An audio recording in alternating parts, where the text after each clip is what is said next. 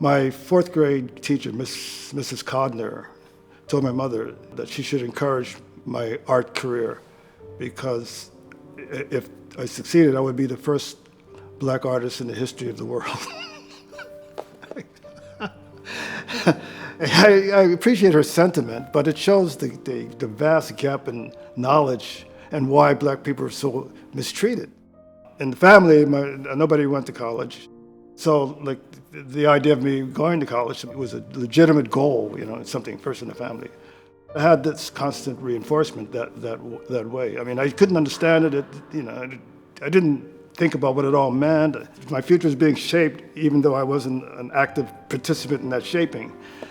And it took me until my second year of college to realize that being an artist was something I wanted to do.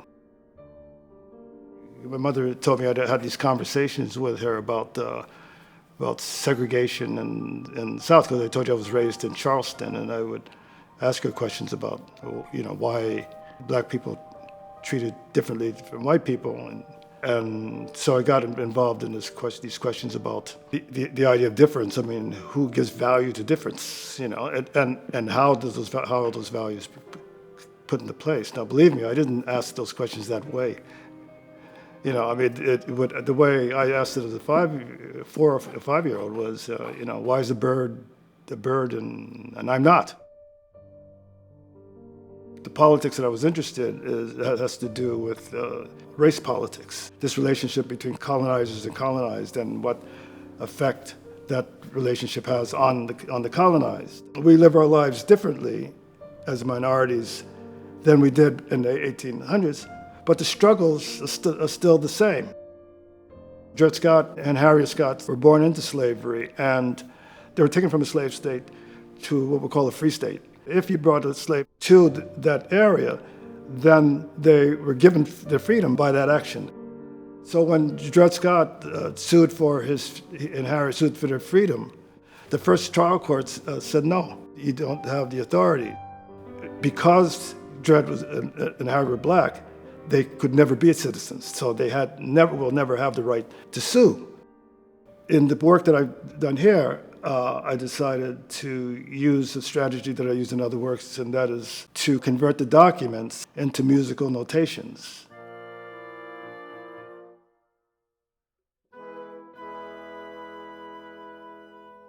And from the translation, realize a composition.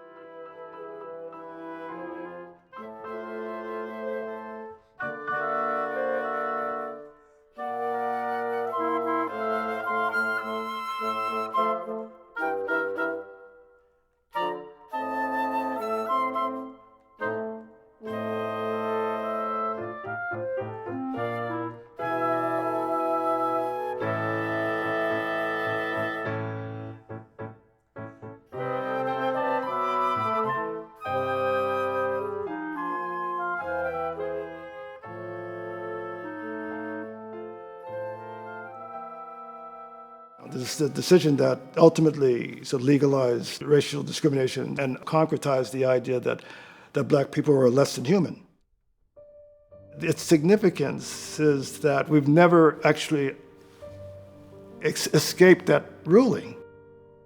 Skybox 2 are the legal filings that were put into place in the course of the second trial. When you enter the gallery, you see the wall of documents, and presumably, you start reading it. At a certain point, you would notice that the lights are fading, and you would notice that those specks of light that accurately followed the pattern of the night sky. And as it goes darker, you begin to identify that these are stars. There is absolutely no relationship of the night sky to the Dred Scott files. Cognitively, you make a relationship between things that are unrelated. That cognitive process produces sentiment. Once you make that connection, then you can think of reasons why, which people do. The letters convert to dots, so you can look at this night sky as a kind of language, or that the question itself is about race and identity is a transcendent construction that is larger than our ability to imagine. Different people form these different reasons, but what they have in common is that everybody is put into the same cognitive space, and what they do with it, that depends on their experience, not mine. I'm not using this to liberate the world, so there's not a cause and effect thing. My thoughts are more abstract than that. If we engage in construction of meaning in the way that I try to emphasize in my work, then maybe cultural discourse will shift and change in ways that I don't know, but maybe I would be a participant in the shifting of cultural discourse as a consequence of dealing with these subjects.